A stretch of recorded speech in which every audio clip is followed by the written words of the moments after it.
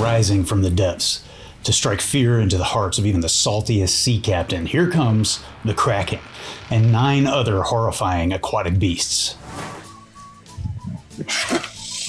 Ahoy, adventurers! I'm Judd, and this is Short Rest Studios. It's Kraken Week, and that means that TTRPG creators from all over YouTube are sailing the 7 seas this week, bringing you ocean-themed videos on everything from naval combat to creatures of the deep.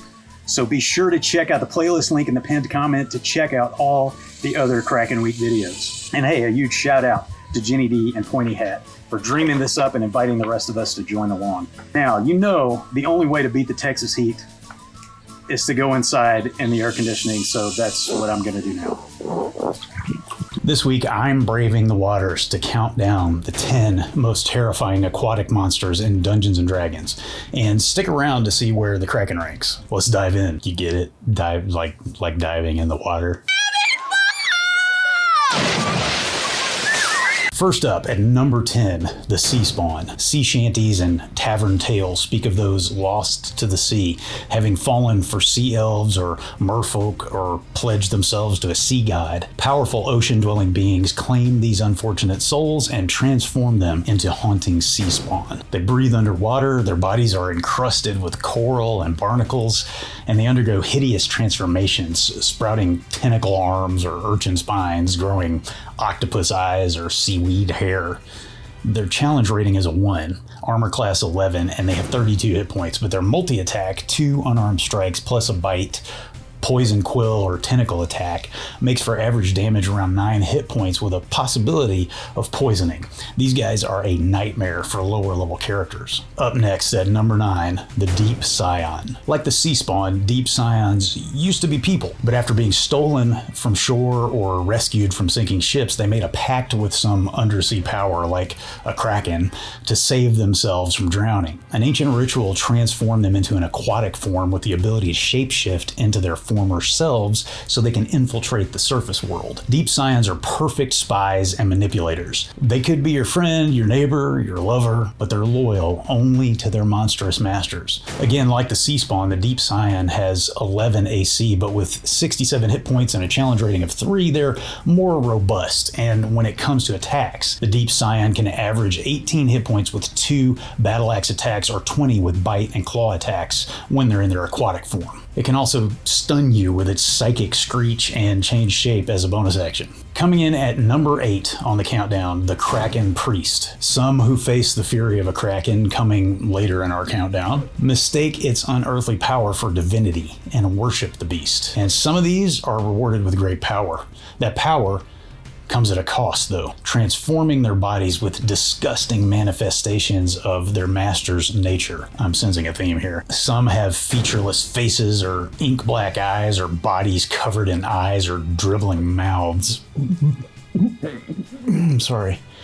I just threw up in my mouth a little. With a challenge rating of 5, AC 15 and 75 hit points, these clergy are no pacifists, that's for sure. Add to that their spellcasting ability and Thunderous Touch or Thunderbolt multi-attacks for up to 54 hit points average damage on a turn, and the Kraken Priest may just prophesy your doom. The 7th most terrifying aquatic monster in D&D is the Froghemoth. It's got 4 tentacles and a thick, rubbery skin, and it's the size of an elephant. And oh yeah, it can breathe both air and water. On top of its fang-filled maw and prehensile tongue, the Froghemoth also has 3 eye stalks, allowing it to look in pretty much every direction. So if you're coming, it's gonna see you. No one knows where these grotesque, otherworldly creatures come from, but we do know that they love the swamp. They can submerge their huge bodies in murky pools with only their eye stalks above water. And when prey, like unsuspecting adventurers, approaches, they erupt from the water, tentacles and tongue flailing and capturing multiple targets at one time. The Froghemoth is a CR 10 with an AC of 14 and 161 hit points. And between the tentacles and devastating bite, it gets 3 attacks every turn, causing total average damage of 60 hit points. Number 6.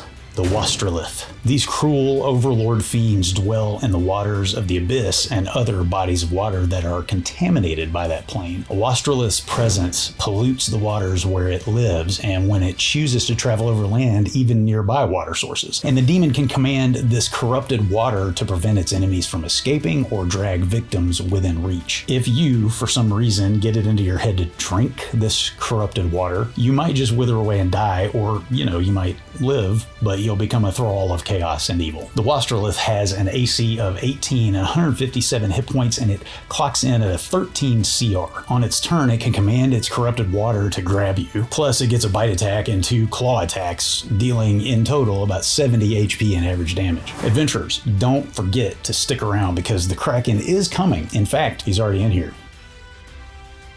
somewhere. In the number 5 spot, dragon turtles. There's a reason they're called dragon turtles. These fearsome ocean dwellers rival dragons in both size and ferocity. They have deadly jaws, steaming breath, and a crushing tail, and in deep water, they can blend into their surroundings so well that a surfacing dragon turtle might seem like little more than a reflection on the waves. Also, like true dragons, they're intelligent, and they hoard treasure, which they get by sinking ships. A straight up 20 AC makes the dragon turtle incredibly hard to hit, and even when you do, with 341 hit points, they're gonna last a while. It's a CR 17 and it gets up to 3 attacks on its turn for up to 58 average damage, and that steam breath, it averages 52 damage on a failed DC 18 con save. Taking the number 4 spot in our countdown of the most terrifying aquatic monsters in Dungeons & Dragons is the Aboleth. Before the arrival of the gods, Aboleths ruled primordial oceans and underground lakes, enslaving early life forms with their powerful minds. Their empire crumbled when the gods appeared, but to this day they dream of overthrowing the gods and reclaiming their lost glory. Aboleths dwell in deep waters and demand worship and obedience from those in their domains. When an aboleth eats a creature, it gains that creature's knowledge. They have telepathic powers that allow them to control minds. And the best part? They never really die. Their spirits just return to the elemental plane of water, where they eventually reform. It has a 17 AC and 135 hit points. It can make 3 tentacle attacks on its turn for total average damage of 36 hit points, hit you with its tail for 15, or it can enslave you on a failed DC 14 wisdom save. Add to that lair actions like Phantasmal Force and legendary actions like its Psychic Drain, and the Aboleth punches way above its 10 challenge rating. At number 3, hailing once again from the elemental plane of water, is Olhydra. In her natural state, the princess of evil water appears as a huge cresting wave with 2 eyes or as a shapeless watery mass. Olhydra uses powerful manifestations of water to destroy any vessel or settlement within her reach. Of all the princes of elemental evil, she's the most interested in mortals and claims pirates and maritime raiders as her own. Olhydra's CR is a whopping 18, and she has an armor class of 18 with 324 hit points. She makes 2 slam or water jet attacks on her turn for an average total damage of 42. She can summon elementals. She's got legendary actions like crushing, flinging, and turning water to acid, and lair actions like freezing fog. I guess what I'm trying to say is don't get caught alone with her, okay? We have reached the top 2 adventurers, and no Kraken yet. Is he here? Is he there? Who snagged the number 2 spot? Oh! It's Leviathan at number 2. A Leviathan is an immense creature that is almost literally a force of nature that rises from the sea in the form of a giant serpent. If a Leviathan finds its way from its home on the elemental plane of water to the material world, it can be summoned to sink ships and wash away coastal communities in their entirety. The CR20 elemental has a 17 AC and 328 hit points, putting it right up there with the worst of the worst. It deals double damage to objects and structures, and because of its watery form, it can enter another creature's space. In addition to a multi-attack that deals an average 63 damage, the Leviathan can also create a magical tidal wave up to 250 feet tall that deals 45 average damage and knocks you prone. You know what that means, adventurers? Coming in at number 1, the most terrifying aquatic monster in Dungeons & Dragons.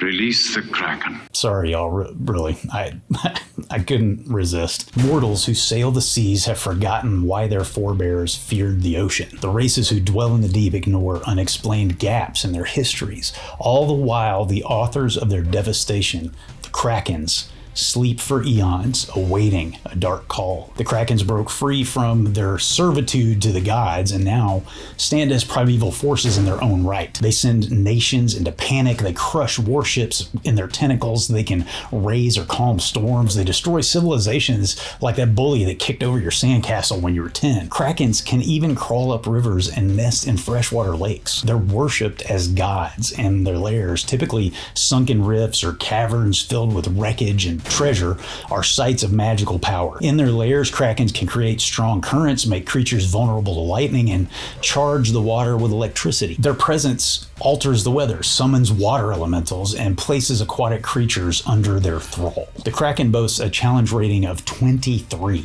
an armor class of 18, and 472 hit points. It's amphibious, does double damage to objects and buildings, and it scoffs at your difficult terrain. On its turn, a Kraken can do total average damage of 60 hit points with its 3 tentacle attacks, any of which it can use to throw you 60 feet in any direction instead, or it could bite you for 23 hit points and then swallow you. Oh, and it can create a lightning storm that deals you 22 HP of damage on a failed DC 23 dexterity save. And it's got an ink cloud legendary action that can poison you. What do you think, adventurers? Are those the most terrifying aquatic monsters in D&D? Let me know your favorites in the comments, and please don't forget to check out the other amazing creators who are taking part in Kraken Week.